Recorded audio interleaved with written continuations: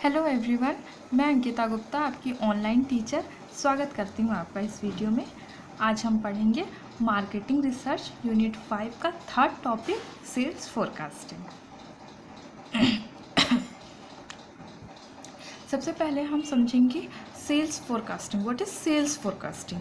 Sales forecasting is an attempt to determine the volume of the sales which can reasonably be expected at some future date on scientific basis.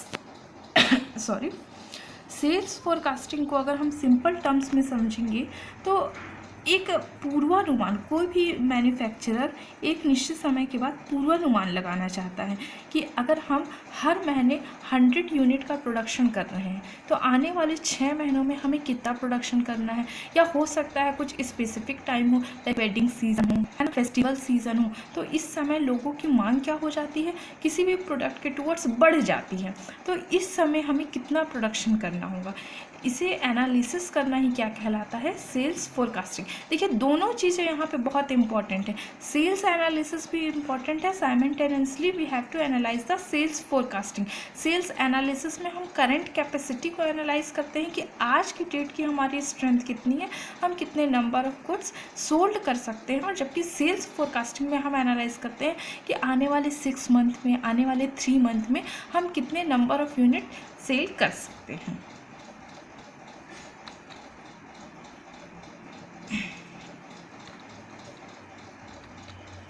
अब हम देखते हैं factor affecting sales forecasting. कुछ factors ऐसे होते हैं जो हमारी सेल्स फोरकास्ट को प्रभावित करते हैं। इस फैक्टर्स को हम डिस्कस करेंगे।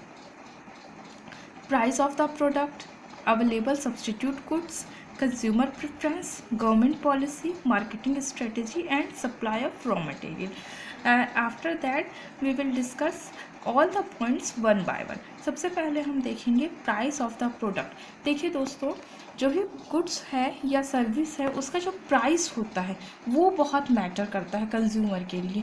अब यहाँ पे सबसे अफेक्ट करने वाली बात यह है कि अगर हम फोरकास्ट कर रहे हैं आने वाले 6 महीनों में, अगर हम अपने गुड्स की प्राइस बढ़ाते हैं तो इट माइट बी पॉसिबल कि हमारा फोरकास्टिंग सही हो या गलत भी हो सकता है। ठीक है, नेक्स्ट समझते हैं अवेबिलिटी ऑफ सब्स्टिट्यूट गुड्स।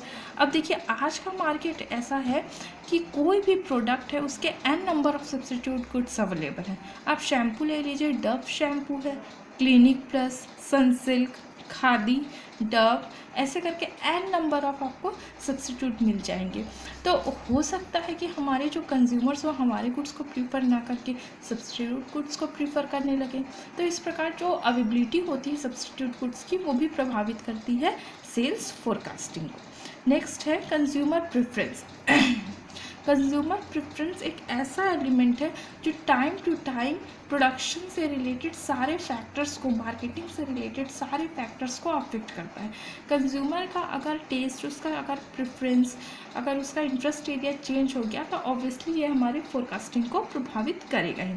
अब देखिए, नेक्स्ट है गवर्नमेंट पॉलिसी।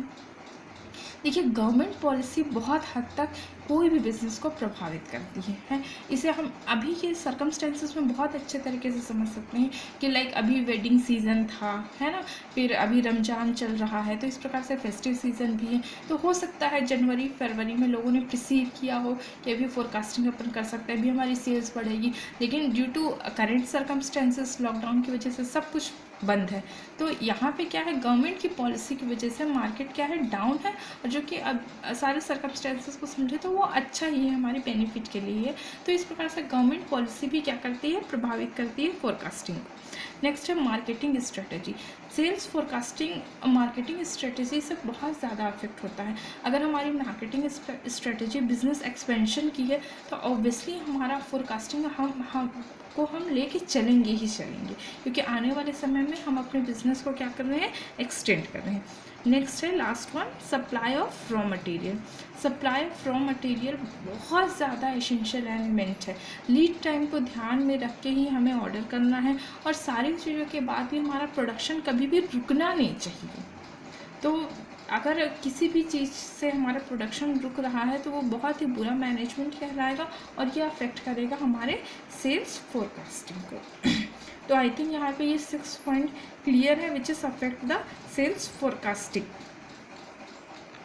नेक्स्ट अपन डिस्कस करेंगे सेल्स फोरकास्टिंग मेथड्स और techniques. There are an numbers of sales forecasting methods, but यहाँ पे अपन कुछ इंपॉर्टेंट टेक्निक्स को डिस्कस करेंगे। First one is simple survey method, expert opinion poll, Delphi technique, consumer survey, sample survey, consumers clinic, और last one is end use method. We will discuss all the techniques one by one. First अपन देखते हैं simple survey method. In this method we done simple survey on the basis of demand of the product. जैसा कि नाम से ही ये predict हो रहा है कि हम अपने प्रोडक्ट के रिगार्डिंग यहाँ पे क्या करेंगे, सिंपल सर्वे कर लेंगे। That is called simple survey method. Next one is experts opinion poll. Experts are requested to given their opinion about the product whose demand is under study। यहाँ पे हम क्या करेंगे कि हम सर्वे ना करके एक्सपर्ट्स के ओपिनियन को कंसीडर करेंगे, और एक्सपर्ट्स भी पैनल में हम ले सकते हैं और वो अपनी ओपिनियन देंगे जो भी हमारा गुड्स या सर्विसेज जिस चीज़ के भी हम मैन्युफैक्चरर हैं उसके टूवर्ड्स अपने ओपिनियन देंगे। तो सिंपल सी बात है, नाम से ही प्रिडिक्ट हो रहा है कि एक्सपर्ट ओपिनियन पोल में हम किससे एडवाइस लेंगे, किससे सजेशन लेंगे, by the help of experts. Next one is Delphi technique. Here the attempt is made to arrive a consequences is an uncertain area. The group of experts are repeatedly questioned until the response are brought in a final conclusion of a single line। जिस प्रकार से experts opinion होता है उसी प्रकार से Delphi technique होगा। इसमें क्या होता है स्टूडेंट कि एक ग्रुप ऑफ पैनल होता है जिसमें कई सारे एक्सपर्ट्स होते हैं और उनसे तब तक लगातार उनसे रिपीट करते हुए तब तक क्वेश्चन किया जाता है जब तक कि आंसर हमें एक सिंगल वे में ना मिल पाए। जैसे अगर प्रोडक्ट की क्वालिटी अगर पूछी जा रही है तो रिपीट कर करके तब तक प्रोडक्ट की क्वालिटी उनसे अगेन एंड अगेन पूछते जाएंगे जब तक कि वो उसे एक सर्टिफाइड नंबर में बता ना दे कि अगर हम 100 में बात करें तो आउट ऑफ 90 इसकी क्वालिटी है। That is called Delphi technique. ध्यान रखना है यहाँ पे कि एक्सपर्ट पैनल में होंगे और अगेन एंड अगेन उनसे तब तक क्वेश्चन पूछा जाएगा जब तक कि वो एक सिंगल लाइन में आंसर ना कर दें। Next one is consumer survey. The forecaster undertaken a complete survey of all consumer whose demand.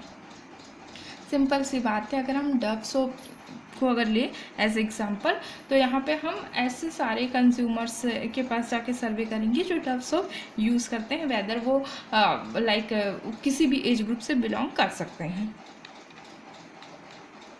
Next one is sample survey method. The forecaster select a few consuming unit out of the relevant population and then collect data on their probable demand for the product during the forecast period. यहाँ पे मैं थोड़ा सा correct करना चाहूँगी, यहाँ पे for होगा।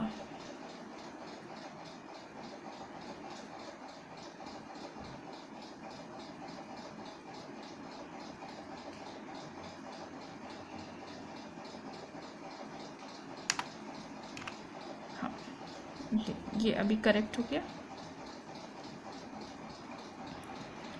सैम्पल सर्वे मेथड, हम सैम्पल सर्वे हम उस प्रोडक्ट के लिए प्रीफर करते हैं जिसमें हमारे consumers n number of consumers होते हैं, मेल फीमेल किसी भी एज ग्रुप के लोग हमारे कंज्यूमर हो सकते हैं। लाइक पार्ले जी बिस्किट, पार्ले जी बिस्किट ऐसा है जो किसी भी एज ग्रुप के लोग मेल हो या फीमेल हो सभी प्रीफर करते हैं। तो यहाँ पे हम कंज्यूमर सर्वे करेंगे तो it's very difficult for us, क्योंकि एक एक कंज्यूमर के पास जाके डेटा कलेक्ट करना बहुत ज़्यादा डिफिकल्ट हो जाएगा। यहाँ पे पॉपुलेशन कैसा है, आपका ह्यूज पॉपुलेशन है, तो आप क्या कर सकते हैं यहाँ पे सैम्पल सर्वे कर सकते हैं, उसमें से कुछ आप आउट ऑफ कुछ लोगों को आप पुट कर सकते हैं सर्वे के लिए। That is called sample survey. Consumers clinic. In this approach, a number of potential buyer of the product are invited and they are given some amount of money to purchase various products. The price tag are altered and the response of participant is observed. Consumers clinic बहुत अच्छी technique है, मुझे one of my favourite technique. इसमें हम क्या करते हैं, बहुत सारे बायर्स को इन्वाइट करते हैं अपने यहाँ, हम उन्हें एक लमसम अमाउंट देते हैं लाइक 100 रुपीज़, और हमने यहाँ पे n number of shampoos n number of soaps रख दिए हैं उनके सामने विदाउट प्राइस टैग। अब वो उनके प्रायोरिटीज़ पे डिपेंड करता है कि 100 रुपीज़ में से वो डव शैम्पू ले रहे हैं या खादी का शैम्पू ले रहे हैं, तो that is called consumers clinic. Totally किस पे डिपेंड करेगा? कंज्यूमर्स की प्रायोरिटीज़ पे, कि वो अपनी मनी वो किस पे खर्च करना चाहते हैं। लास्ट वन है एंड यूज मैथड।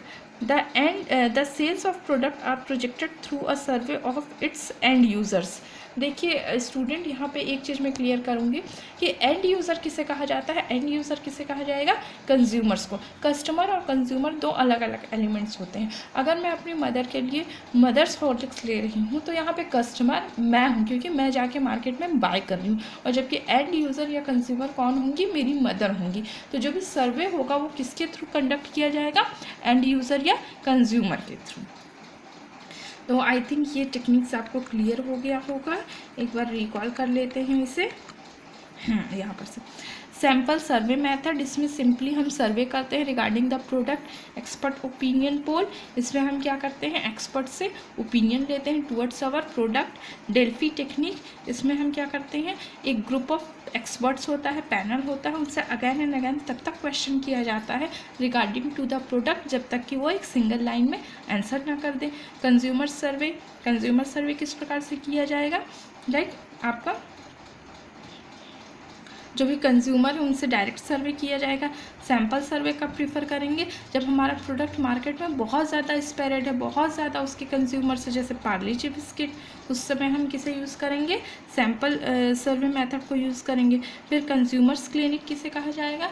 हम कंज्यूमर्स को इन्वाइट करेंगे, उन्हें एक लमसम अमाउंट देंगे और उनकी प्रायोरिटीज़, ये कंज्यूमर्स क्लिनिक किस पे डिपेंड करती है? कंज्यूमर्स की प्रायोरिटीज़ पे, कि वो जो भी सेट रखा है प्रोडक्ट का वो किसे बाय करना प्रीफर कर रहे हैं।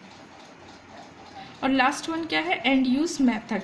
इसमें हम देखते हैं कि जो भी हमारे प्रोडक्ट के जो भी एंड यूज़र हैं या कंज्यूमर्स हैं उनके टुवर्ड्स हम सर्वे कंडक्ट कराते हैं।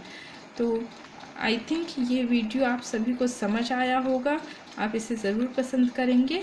तो thank you so much for watching this video, and that is my email ID and contact number. If you have any queries then ask me. Thank you so much.